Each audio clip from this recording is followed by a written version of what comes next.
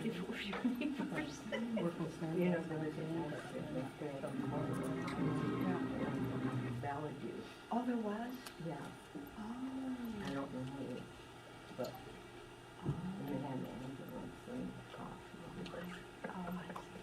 I can't see that far. I can Yeah. only see the wind. Mhm. The rest of it, I can't see that far. Okay. Welcome to Seminar 7 of our Tranquility Meditation Seminar. Today we'll continue with our behavioral interpretations of the Tranquility Meditation process in particular, and then we'll take a look at some of the Islamic Sufism ways of looking at this entire perspective. Okay? And then our practicum today will be developing affectionate love. Of course, materials are still available out on the website, of course. Everything's been downloaded, so it's there in case you wanted to go get it. Do we need to go take a look at the website, or is everybody pretty okay with that? All right.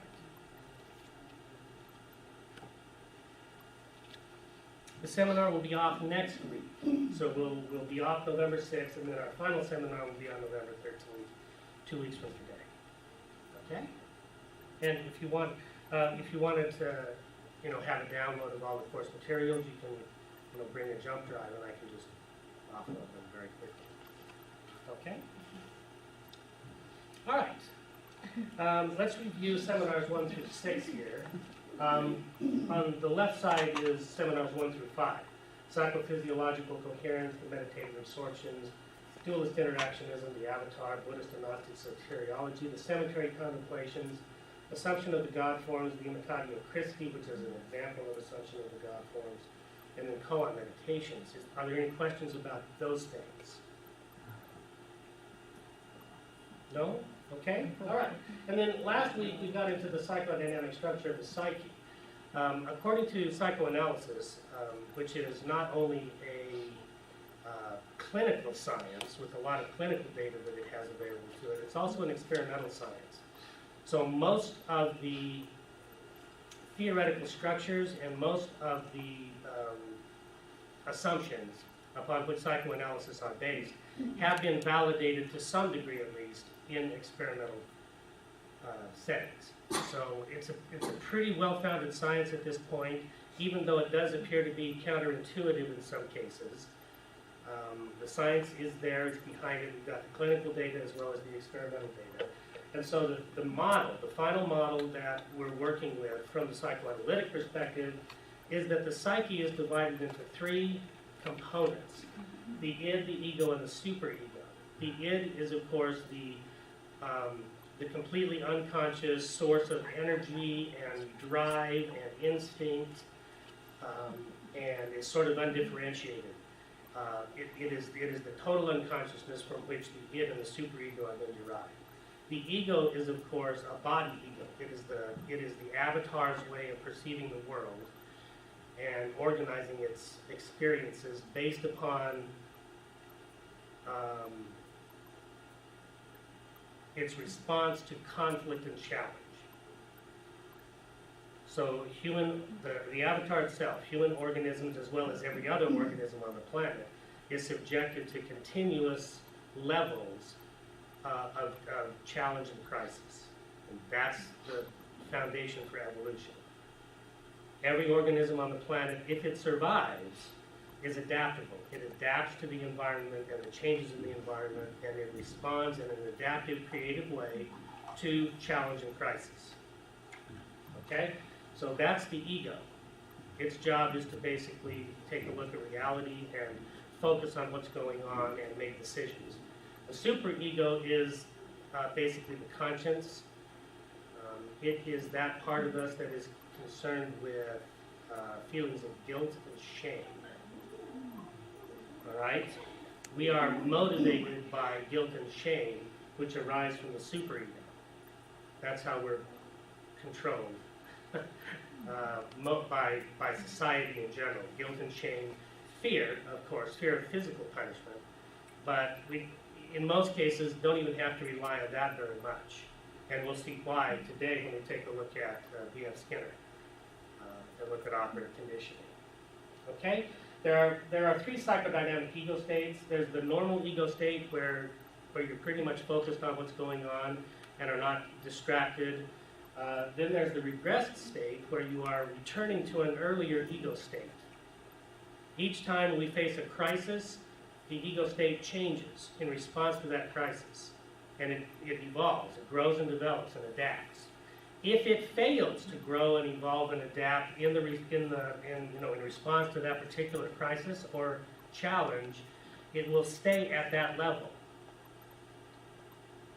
Okay? So a lot of what is going on in our lives that is causing us difficulty or distress may be because we faced a challenge or a crisis early on, did not have the resources at the time to overcome that, and so that part of us is stuck way back there. Okay? That's one of the basic concepts in psychoanalysis. The analysis part of it will then, through the course of the analysis, will reveal that crisis point, will reveal the environment in which the crisis occurred, and will also reveal to the person and the analyst what were the difficulties that the person was facing. And then the person and the analyst can work together to bring all of the present abilities and skills to bear on that original crisis, and then allow the ego to develop beyond that stage. Okay? So the ego can be, sort of fragmented as we go forward.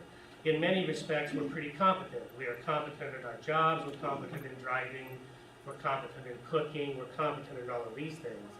But there may be areas in our lives where we have suffered a challenge or a crisis that we could not overcome because at that time we were too young to have the resources available to actually deal with it in a creative, adaptive way. So that element of our experience, that element of our behavior, of our behavioral repertoire will be regressed. Okay? Now, fixated is a pathological kind of state where the person is fixated on one of those earlier stages of development, okay, and is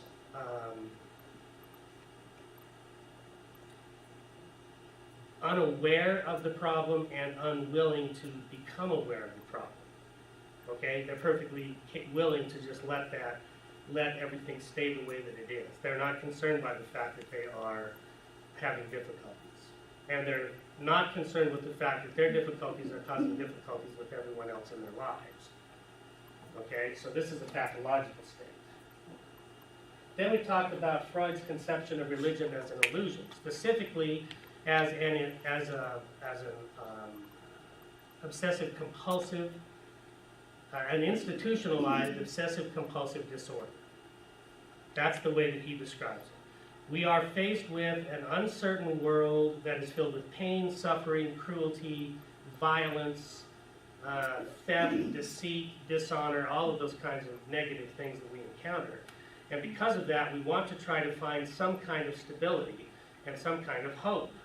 And so what happens is we have created these institutions which have religious imagery involved, which allow us to go and temporarily at least run through the rituals, run through the catechism, sing the songs, listen to the speakers, and forget the fact that we live in a horrible place.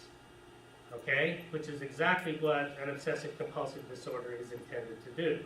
People with OCD behaviors are running through that ritual, whatever it happens to be. And it can be a physical ritual like washing hands or playing with their clothing or checking the stove every 3 minutes, or it can also be an internal kind of behavior. They have to talk, they have to count, they have to repeat things constantly in order to avoid feeling anxiety, depression, guilt, shame, and fear. As long as they're running through the ritualized behavior, they're so focused on that they are not aware of the feelings of anxiety, depression, guilt, shame, and fear. Okay? If they stop with the ritual, all of a sudden they're overwhelmed by those feelings and can literally be swamped by them. So Freud is suggesting that religion is an institutionalized version of this and is not based on anything other than a psychological need. almost a pathological psychological need. Because rather than permitting yourself to grow and develop in the face of the real challenges, one retreats to an OCD institution and hangs out there. All right? He also addresses the concept of the oceanic feeling.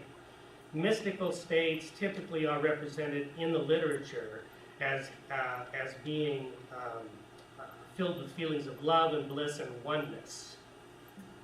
Okay? That everything is connected in some way. And so this has been described other places as an oceanic feeling. And Freud addresses that issue by saying that this is probably a residue from the actual life in the womb, which then carries forward into the primary narcissism that the child, the infant, has when it is with its mother. Because at that point in its development, you know, it is the world, it is the center of the universe, and everything that happens in order to satisfy its wants and its needs. So there's that primary narcissism that could account for this oceanic feeling, which then seems to vanish as we get older. Okay? So Freud is suggesting that all of the things we have been talking about with respect to meditation are in fact illusions created by the psychological processes that underlie these kinds of things. All right, any questions about that? No? Okay. So, let us continue where we left off last week, which is with the class discussion of this concept. Do you agree with Freud that religious feelings are the result of early developmental experiences and are not the result of contact with the transcendent being or a transcendent dimension? And do you agree with Freud that religion is an institutionalized OCD? All right, if you disagree, how would you refute his assertions? So does anybody want to begin the discussion? Well, Yeah. I started with the idea of you said to think about this. Yes. Mm-hmm. Well, if Freud was correct that we're avatar that just deals with this world, and I found out and you stated at the beginning, and I tend to agree, we don't have any morals. All we have, if the avatar is to live in this world, it has to survive, eat, sleep, have sex, and die. That's it. That's it. So, if we live in this world, why don't we eat each other? We do. We do, actually. And it says, we could become cannibals. We should be cannibals. Mm-hmm. It says because we are carnivorous and we're a food source. We should have sex with as many people as we can. You know, either way or not. Yes. And if you, in the old times, it says if you're no good anymore, you were tossed out of the cold. You Yeah. get the food support, why protect? You're just eating the food source. Exactly. You're a waste and drain on resources. Right. Yes.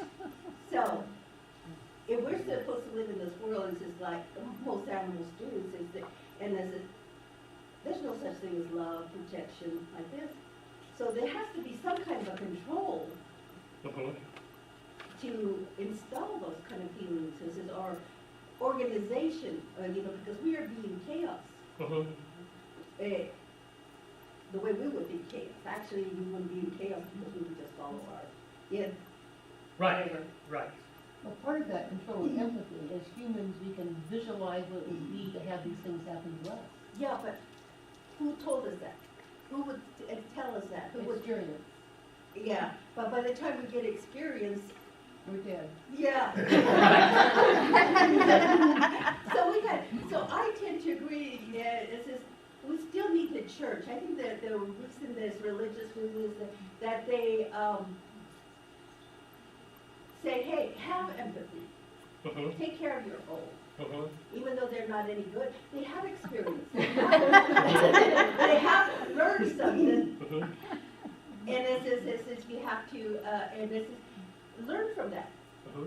When we start to learn from that, actually, communication, you were saying, Mhm. I think that's the biggest thing.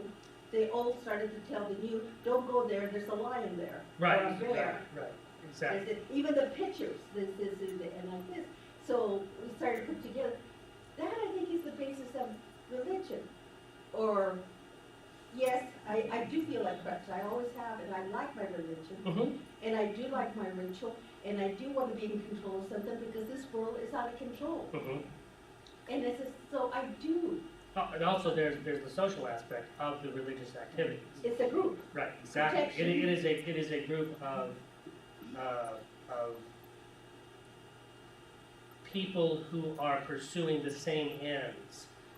And so there's a cohesive group here, and then it has, we are social animals, and so this has a very big Yeah. impact on our development. And they agree with us. Yes, exactly. It's all, exactly. We're meeting together because we believe the same things. And it's also protection. Mhm. This is, I'd rather be with people who like me Yes, than people who don't. yes, exactly. So for Exactly. protection. So I tend to agree that yes, it's with him. If he agrees that there's no God, nothing like this, Right, is the yeah. whole way, we Yeah. have to have some kind of a control. So I feel like religion is what us humans had turned to. Mhm. We needed this, Right, so we made it. yes. Created it that way, It yeah. was created. So there's where I come from, but again, one thing about humans, at least in my situation, is that I always think it's kind of funny is that animals don't look at the stars and wonder where they are, what are they? Mhm. They don't wonder, what's my purpose here? Mhm. And it says, and so that's something else. Mhm. And so I think that's where the religion started as a control or out of the chaos, Mhm. but it developed into explanation Mhm. of why. Mhm. And I think that's where it built. So I think Freud is correct in some sense, and then Freud is incorrect in others. Mhm. Because I think his follower, what's the one that we're the sum of all our parts? He was Freud's student. I can't remember now, is it? Not sure. Yeah, okay, Freud said that we are, I can't remember his name, Skinner, B.S. Skinner? yeah. He went on to say that it says we are the sum of all of everything we do. Well, Freud said, this is it. Mhm. And I tend to agree with Skinner, is that we examine the why. Mhm. And it says, Freud just said, this is no good, this is an illusion like this. It says it may be an illusion, but I think because we have dealt with it, we have increased it to another level. Okay. Freud was interested in analyzing it as an illusion because later in Civilization, in the book Civilization and Its Discontents, he will point to the fact that our psychological difficulties are arising because of the control mechanisms that interfere with our id drives. Okay, and so that's where he's going. That's where he's heading ultimately in his analysis. So he's saying that because you're right, because we need these control institutions, otherwise we would be killing each other in the streets. Yeah. But what that does is that now interferes with our natural drive to kill each other in the streets, and that causes psychological difficulties, which then have to be treated through psychoanalysis or psychotherapy. Okay. Anybody else? Yeah. What did he say in the id, the id is below, and then there was something below and something about the connectedness that The oceanic feeling. oceanic. Yeah, feeling. this is all, if we take a look at all of the mystical traditions and the literature that comes from them and the reports of people who practice meditation, for example, they all report that at a certain level of meditation, there is this experience of a oneness, of a connectedness of all things. And so we get beyond this, beyond the separateness of individuals, and we sort of tap into, according to the transcendental idea, we tap into this transcendental world of being that then connects everything that appears to be separate when we're not at that level. Is he saying that he believes that? or No, he he's doesn't? saying, He he's doesn't? saying that that is simply a psychological result from early childhood experiences, early infancy experiences. Okay? And so he's saying it's a psychological artifact and is not placing us in fact in contact with the transcendent world. All he's saying is it is it's an artifact from early childhood, early infancy, and that's it. And that's his belief. Yes, and he was, like I said, complete atheist, absolute strict determinist materialist. So he believes in no transcendent reality. This is it. This is all that there is. You get one life. That's it. You're nothing more than essentially an ambulatory meat sack. Okay, with certain certain elements that we call culture. Okay, but the question, looking at religion from our perspective today, we go to we go to our very nice church buildings. We sing songs, we talk about love and peace, we do all of those kinds of things, but if we take a look at the origins of religion and go back, for example, to about 800 CE in Mexico, instead of showing up to have songs and do all of that stuff, we would take our young 4-year-old daughter and sacrifice her and then pay the priests to eat her flesh. But why? So, because it's a control mechanism. Yes. If I can have you bring your child and sacrifice it and eat it, I've got total, absolute dictatorial control. But it was only one, not many. They didn't kill out the whole tribe or like this. It was just one. It was offered to the gods. Right? Every in week. worship, and this is in its control. That's true. Right. But there was a purpose behind that. What? You said control. Okay, I have to eat tomorrow, as well as today. Mm-hmm. And the sun may come up, or the sun may not come up. Mm-hmm. And it says maybe that's the lie they told. But at the same time, it says that's how they got control. That's true. But it says the fear in us, the animal fear. It says I don't see the lion, giving up the kid, but it says a male lion would eat the newer kid. True. Because he needs Absolutely. control. Absolutely. So the purpose was, I think, is to offer to the gods or to whatever being you feel should be there, so you can eat tomorrow. Mm-hmm. Except that they had developed massive agriculture.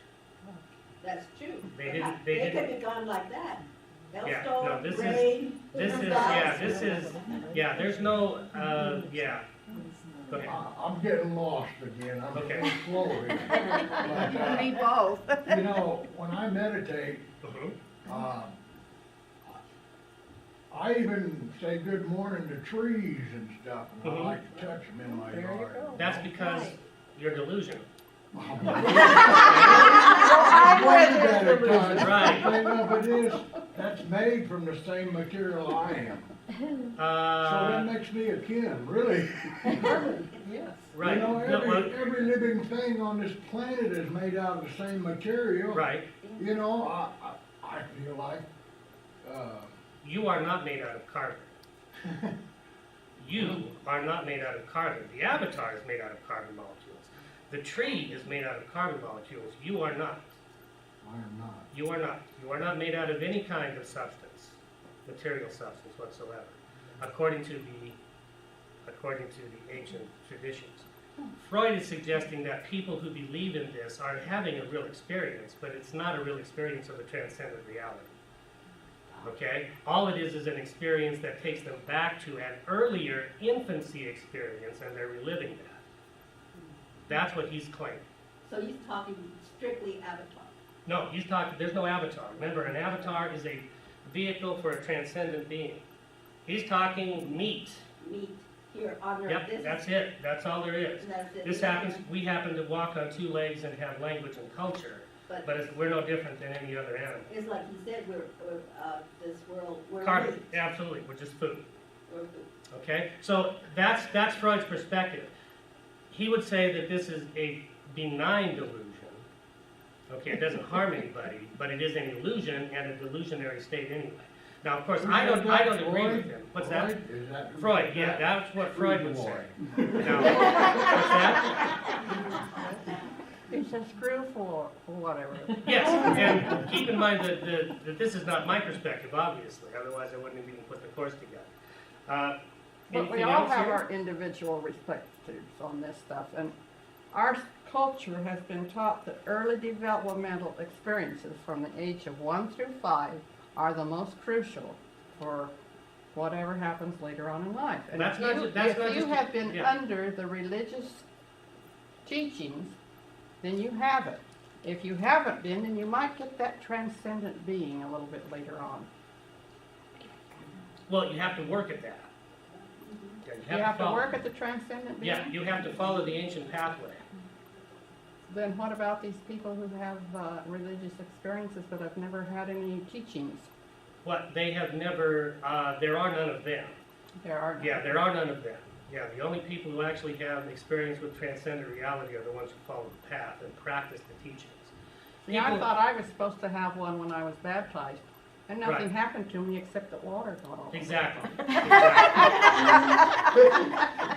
And keep in mind that the reason why is because in the ancient mystery religions, before you were baptized, you would have spent minimum of 5 years practicing all of these techniques. So that at the moment of the baptism, the symbolic baptism would have been linked with all of these prior activities.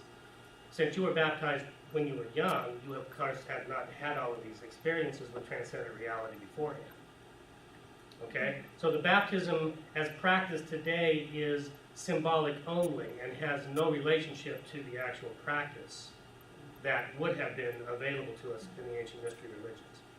They would have spent a minimum of 5 years, like I said, practicing meditation, hypnosis, yoga, tai chi, all of those other things, and learning how to separate, spirit from body,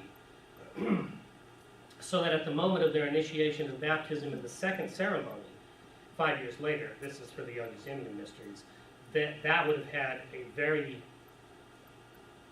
maximal emotional impact on them at that point.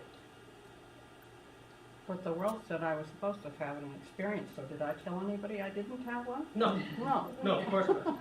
Yeah, yeah, exactly. Okay, anything else? Yeah. Religions vary, but a lot of them, through their ritual and repeated prayers or whatever, induce a state of meditation Mhm. and encourage you to meditate. Mhm. And you do get contact with a transcendent being, even if it's only yourself. Yeah. Or self, because self is the being that we're talking to. Really, if you think about it, it says, okay, we're not us, we're self, we're this thing that entered the avatar. No, you are what you are. Right, that's who we're talking to. Yes, no. Yeah, no, we are not, No. no, yeah, not that. We have to keep in mind that we are this non-local, non-temporal, non-corporeal, non-material entity.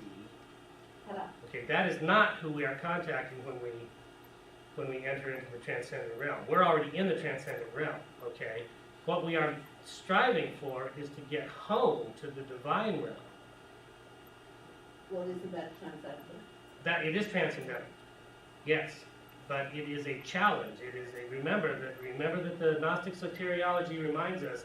It is not as simple as walking from here across the room and out the door, because between me and that door are 7 planetary influences in the archons, who are deliberately and intentionally stopping me from taking that trip. That's true, but it's just, when you go into the meditative state, No. it's like, No. those levels? Yeah, no. The 8 Again, levels? yeah, the 8 levels, the eight absorptions, very difficult. Okay, The first 2 are easy. The last ones are not. right, but aren't you traveling, and aren't you trying to contact the divine? That's what you're trying to do, but you have to get past all of these archons first. Right, but that's the first step, isn't it, in the meditation? Mhm. Is that, and. yeah, What I am telling you is that it is unlikely, statistically unlikely, that any of us has come anywhere near transcendent reality. That's true. Okay. But we feel that oceanic feeling. and Exactly. That's the label. we Exactly, give it. and Freud is saying that that is a delusion. That oceanic feeling does not point to a transcendent reality, it points simply to early infancy experience. So don't follow that as your goal, because that's easy to get to. Okay? But the real transcendent reality is a struggle, it is a challenge. There are many obstacles between us and that goal. And if we stop thinking we have achieved it simply because we have a peak experience, then we're going to delude ourselves and we're going to stop and we're not going to make it. Okay? So that's one of the reasons why I bring Freud up. He is reminding us to constantly check and make certain we are not deceiving ourselves. The fact that we have a peak experience does not mean we have contacted the transcendent world. Peak experience is here. It is a function of a cascade of neurotransmitters in the avatar. That is all it is. So what the hell do we practice? That's what we practice. You're on the right path. There's nothing wrong with this, but it's not the goal. It's simply a way station on the goal. Okay? In order to get to the real transcendent world, the divine world, it is going to take an immense amount of effort, and you're going to have to give up all of this. All of it. Okay, so that's one of the reasons why I bring Freud up, because he's pointing us in the right direction. Do not be confused, do not be deluded, do not be deceived by peak experiences, oceanic feelings. They are not the end goal. They are distractions. The Buddha tells us this. He says, you are going to have at the beginning of your meditative practice whole bunches of wonderful experiences. I mean, you're going to be able to levitate. You're going to be able to astral travel. You're going to contact all of these non-corporeal entities. You're going to think you are exactly where you're ending up, and you're going to be so happy with all of this stuff that you're going to stop. And you're going to hang out here, and you're going to lose your opportunity to move on. Because he said, this is another distraction. Okay? Talking with trees is cool, but it's not the end goal. Okay? It is one step. It is the first step in the process of getting back to the transcendent reality. Okay? But if he feels comfortable doing that, that's going to help him. Not if it stops him. Not if it stops us there. And we say, wow, I'm having this oceanic feeling and I'm talking to trees and I feel wonderful. Okay? That's just the first level. That is a distraction. Because it does feel good. That's your pain. Yep, absolutely. That's still on the side of the avatar. Okay? All of these oceanic feelings, all of the peak experiences, all of that kind of stuff is simply the result of a cascade of neurotransmitters here in the nervous system. It's on the avatar side. Don't be confused by that. That is not transcendent reality. Transcendent reality is transcendent. We have no concept of transcendent reality. There is no way to describe transcendent reality in language. It's impossible. Okay? So, again, it's very difficult. We have to move in steps and stages and everything else, starting with this oceanic feeling. But won't he know? I'm gonna use the word bored, but I'm sure that's not the word, because he'll do that so often, and then all of a sudden that doesn't do for me what I need it to do, and then you go on to the next level. Isn't that no? Typically not. And this is one of the things that Freud is cautioning us against. Oh, okay. Yeah, and the Buddha said exactly the same thing. We can get caught up in the wonderful feelings, the bliss feelings. Remember that the first meditative absorption is bliss, feelings of bliss, and oneness, and the feeling that we are sharing this living planet with other living creatures, which is profound. I mean, you have that experience, and it's going to wake you up, and you're going to say, "Wow, I like this. I want to go back to this again and again and again and again." And so you'll stop at the first absorption.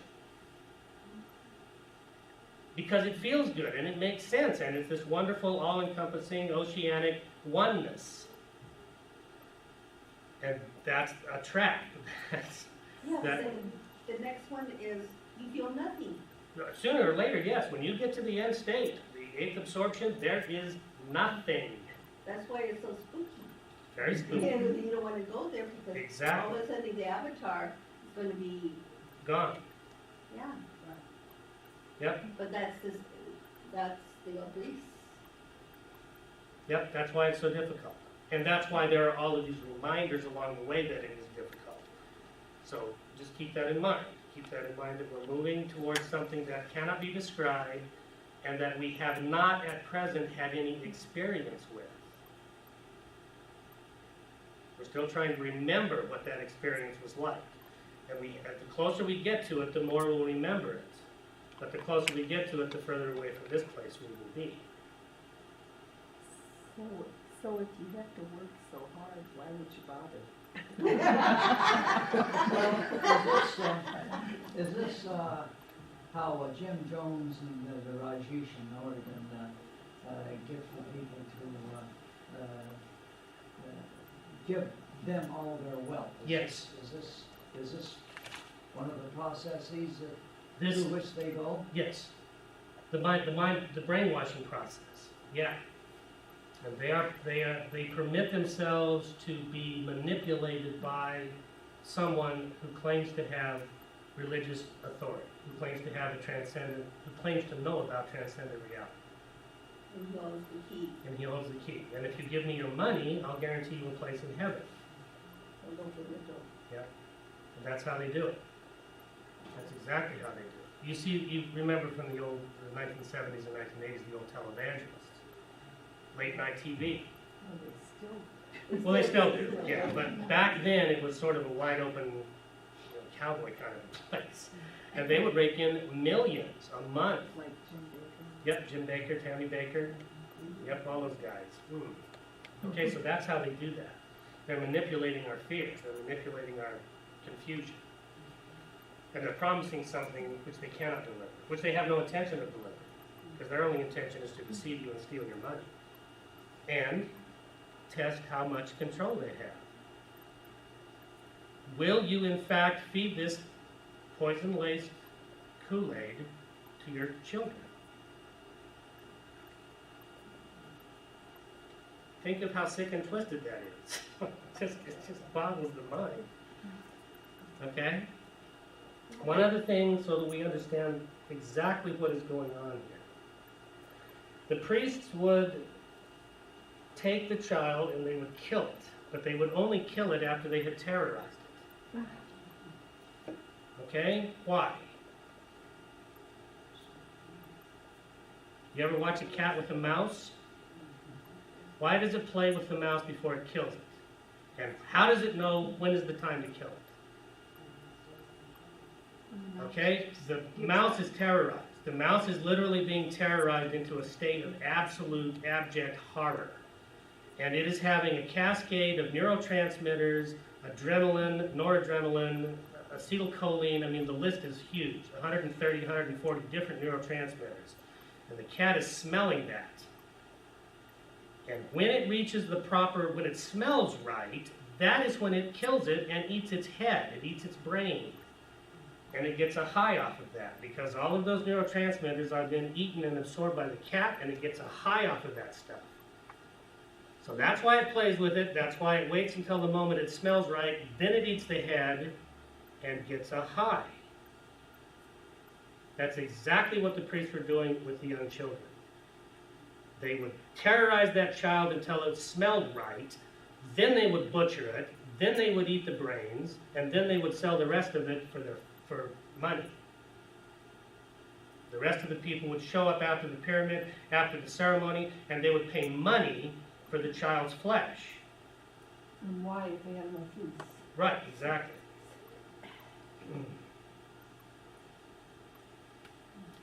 So we have to keep in mind that this is animalistic. There's no spirituality here at all. This is pure, raw, simple cat and mouse game.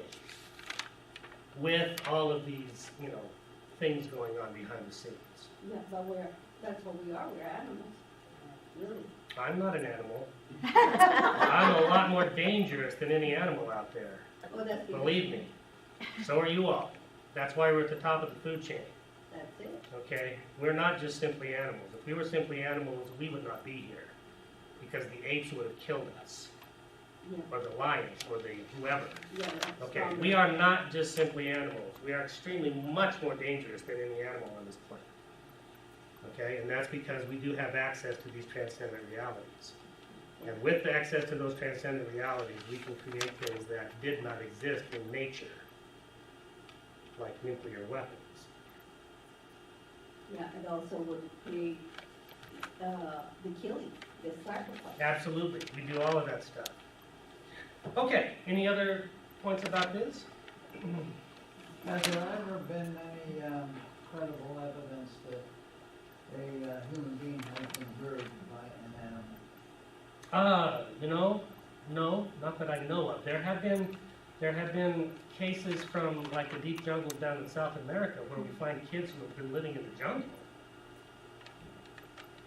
You know, they don't have, I can't remember the name of the case. It was recent, like in the 80s, that girl that they found down there.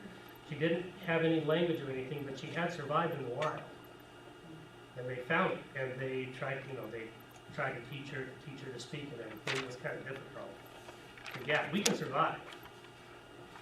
Yeah, a child that's old enough that is lost in the wilderness will have enough intelligence and enough instinct to actually survive in the jungle where there's food that they can eat. You know, vegetables, fruits, things like that. Isn't that sort of a blow to the sociologists? That? A blow in what way? Well, their theory is that, put a little line in it, Mhm. is that you have to be reared by another human being. In order to have what we have, in order to be humans, yeah, in order to have language and culture and civilization, yes. So you have Romulus and Remus, or I don't know, is that right? Yeah, Romulus and Remus are raised by the wolves, yeah, back in Rome. Mhm. But they discredit that. Well, they say that will not lead to culture, that will not lead to civilization. That's all the sociologists are saying. But there's failure to thrice syndrome that says babies die without human contact in some Yes. cases.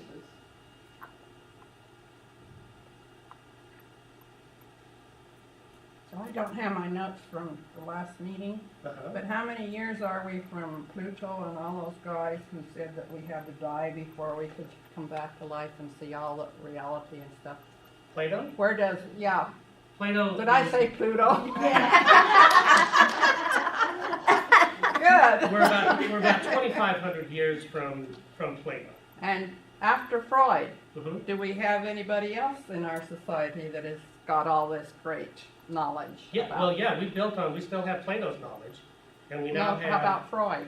Freud. We have Freud's knowledge too, which is scientifically And valid. who after Freud? After Freud, we're going to take a look at B.F. Skinner today, and Ivan Okay. Pavlov, Okay. who will be contemporaneous with Freud, and we'll take a look at Gurdjieff and P.D. Ouspensky, okay, who are going to show us the Islamic pathway, the Sufi It's pathway. interesting, out of all those names though, who do you hear the common person out there say that they know about?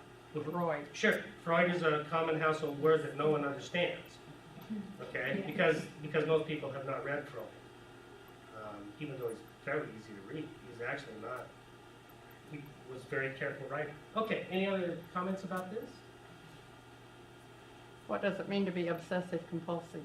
It means that you have to follow a series of rituals, either physical rituals or mental rituals, in order to avoid feeling anxiety, depression, guilt, shame, and fear. So people who wash their hands a lot, people who have to wear the same clothes, people who have to wear the same colors, people who have to follow the same pathway to work. It's really close to like autism, but not quite that impaired. Well, here we've discussed the number one, but what about that one right there, the obsessive? We haven't heard much discussion on that. About How do we feel? Do we agree that that religion is obsessive, whatever? OCD, well, it's an illusion, yeah. Well, we're supposed to discuss whether we agree that Mhm. with Freud, whether Mhm. that's what religion is. And Mhm. I haven't heard much discussion on that. I've heard a lot of discussion on transcendental things. Well, they're the same thing. We've had discussions about whether religion is in fact OCD. Well, I think this gentleman was saying maybe something about the institutionalized thing. We don't have to have an institution. Now, what does institution mean? Religion is an institution. Okay, Spirituality is not. what is an institution as defined by what we're doing right here? An institution is a cultural or societal based program that has funding and membership and agendas and things like that. So it doesn't have to be a building. Oh yeah, we'd have to have a place to meet. Well, not, Well, I think that's what he's saying. You don't have to have a place to meet. You Oh, can yeah, go out, you you can go out in the forest, you No, can you go in the can't. woods. Oh, Nope, can't do that. That's not religion. what is it? That's spirituality. What's the difference between Religion is the social religion and culture. spiritual? Religion is the socialized institution of these kinds of practices. But if they're meeting as a group out in the forest. yeah, Absolutely, like the Druids out at Stonehenge. They have a meeting place. no, is that spirituality or institution? Is it institutionalized? Do they have regular schedules? Yeah? Institution. Do they have a leader? Mhm. That's an institution. So there's where the definitions come. Right, yeah, those are institutions.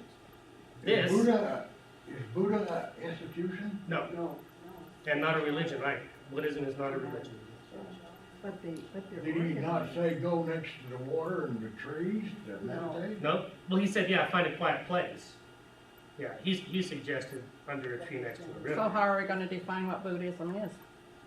Well, Buddhism is Buddhism is the psychology, the techniques that lead us to the transcendent world. Because I took a philosophy of religion class with a university Uh-huh, that Buddha was one of the, uh-huh, he was in there. uh-huh. So was Zen, so was, Uh-huh, they should not be classified as a that's religion. interesting, because they were classified underneath Yep, philosophy. and that's fine if they want to, It if was they called want to, philosophy of Sure. religion. if they want to And we were discuss, studying yep, all these different absolutely. people. If they want to include those in the religions in order to discuss them, but they're not religions. My daughter's Buddhist Yeah. and Barry is not, Yeah. but they do have buildings. Well, sure, absolutely, yes. They're organized. Classical Buddhism was not a religion. It was not institutionalized, and it had no buildings, it had no meetings, it had no leadership.